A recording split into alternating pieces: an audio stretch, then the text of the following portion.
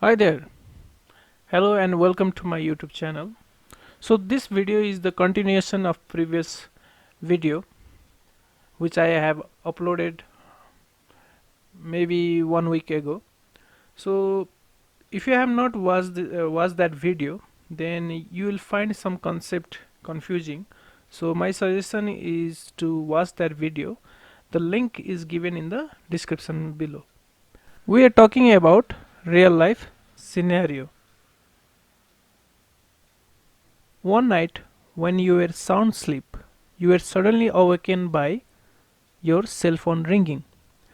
When you look at the cell phone, it was from your incident response team. You know from your gut feeling that something terrible has happened. When you pick up the call, your suspicion was right. Your team informs you that your organization have suffered from major ransomware attack.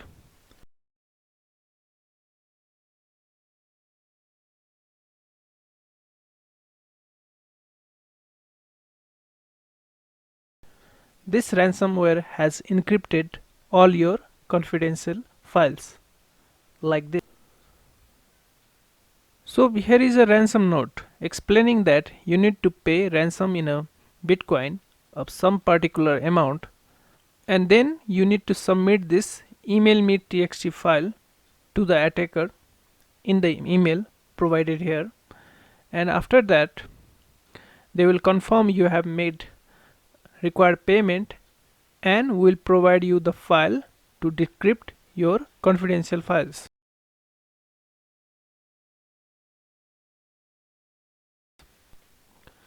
The email me file consists of public key that attacker needs to generate a private key which will be used to decrypt your confidential files. Since I have already all those ransomware code in this virtual machine, I will show you how to decrypt this email me txt file using Python code. So the Python code here is decrypt fornet key, and this Python file will be used to generate private key. So let me run this code.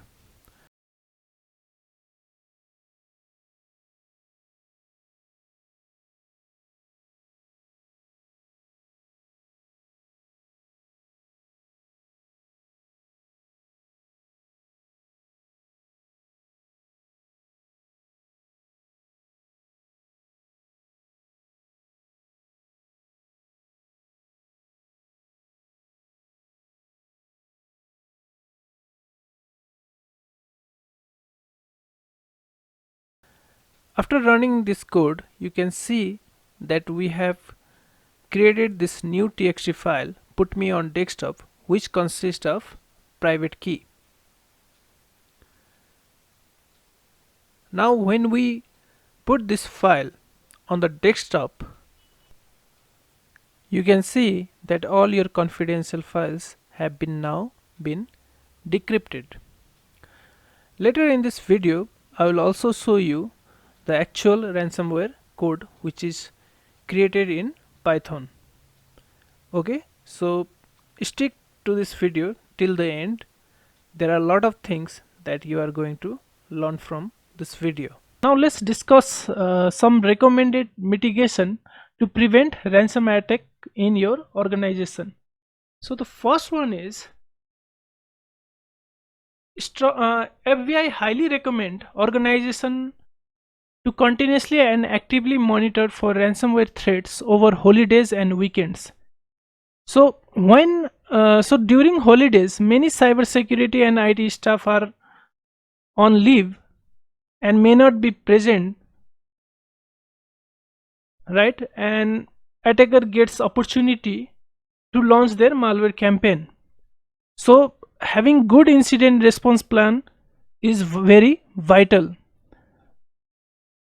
And in that incident response plan, you need to clearly identify those individuals who need to be contacted immediately in the event of ransomware attack. Make offline encrypted backup. Backup of your important data should be done frequently and regularly. The offline backups should be in the encrypted form, as many variants of ransomware malware usually find and delete backup data. And also you need to regularly test your backup. Do not click on suspicious link. Most of ransomware attack is delivered through phishing. Attacker usually send deviously crafted email to mass of people in a hope that someone will click that link. So you need to implement a user training program and a phishing exercise to raise awareness among users about the risks involved in visiting malicious websites or opening malicious attachment. Monitoring remote access. If you are allowing staff or any other users in your internal network through remote access, so you should always have a multiple factor authentication enabled. The VPN should be based on high rated encryption and its logs should be always monitored. You need to enforce account lockouts after a specified number of attempts, log RDP login attempts, and disable unused remote access or remote desktop ports. If you use RDP or other potential risky services, you need to secure and monitor it. You should also remove or disable outdated version of SMB. Threat actors use SMB to propagate malware across the organization. As the SMB was the first insecure protocol that was compromised by the ransomware. So the first victim of ransomware attack was the XP Windows system who used insecure SMB protocol.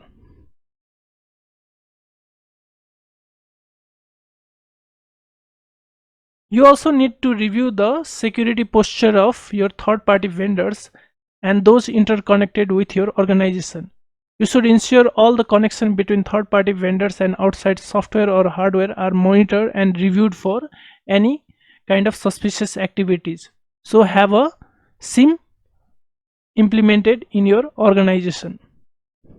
You need to implement policies for the application and remote access that only allows system to execute known and permitted programs under an established security policy.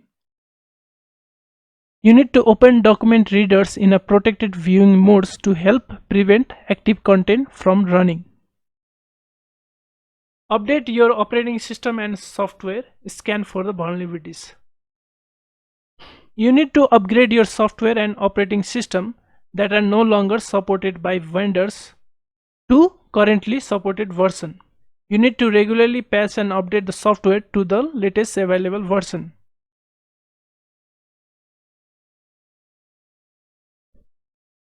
You should prioritize timely patching of internet facing servers as well as the software processing internet data such as web browsers, browser plugins, and document readers for non vulnerabilities. Consider using a centralized patch management system, automatically update antivirus and anti-malware solution, and conduct regularly virus and malware scans. You should also conduct regularly vulnerability scanning to identify and address vulnerabilities, especially those on internet facing devices. So there are lots of vendors who provide such vulnerability scanning software. Use strong password.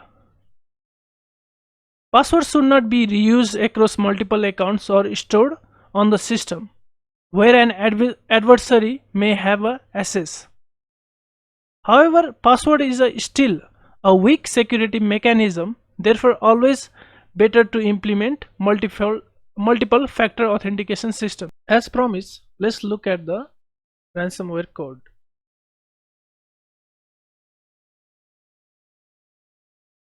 So this ransomware code is based on Python.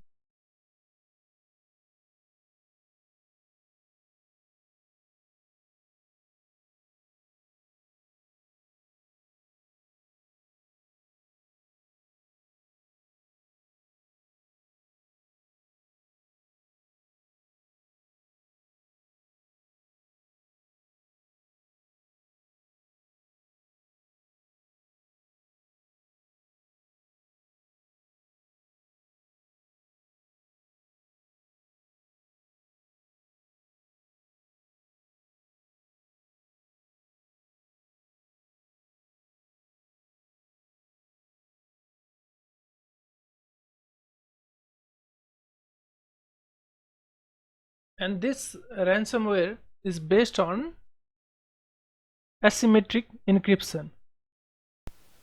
One variant of asymmetric encryption is RSA, which we have imported from crypto module. In short, asymmetric encryption uses both public key and private key for encryption and decryption purposes. Cryptography is a vast topic on its own, and if you want to learn about different types of encryption, usually there are two, symmetric and asymmetric. You can learn them from different online sources. So I will not go through whole code because that will be out of scope for this video. There is an excellent YouTube video regarding this Python code, which I will be sharing in the description section below. Let me go to some important aspect of this code. So first one is, in this code I am only targeting txt files. Okay, if I had to target other files, I need to add other files extension. Let's say PDF, right? So if I want to target PDF files, then I will include that PDF file. Now now let's go through the rest of code.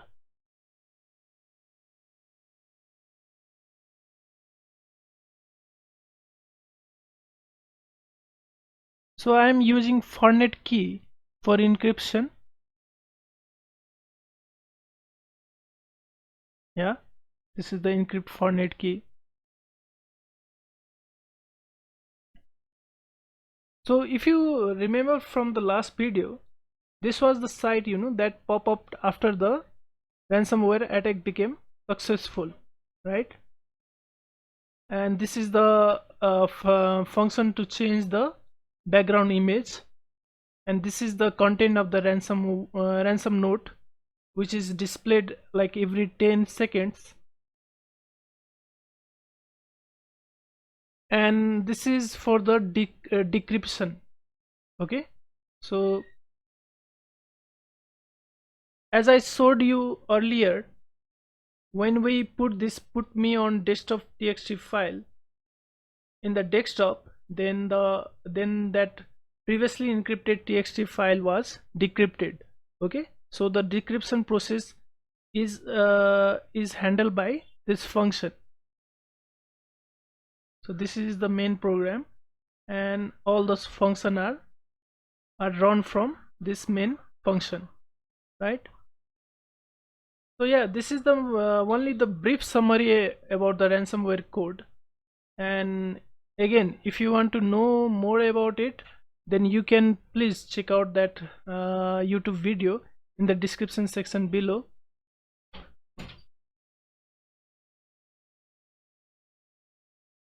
Yeah, that's all about it. Finally, we have come to the end of this two-part video series regarding ransomware and the money laundering of ransomware payment. I hope that you have found this video useful. If so, then please like and share this video.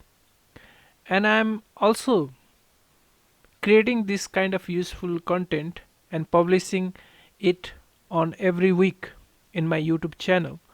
So yeah, if you found it useful and you don't want to miss my upcoming informational videos, then please do subscribe this channel, and I hope you will share the word to your friends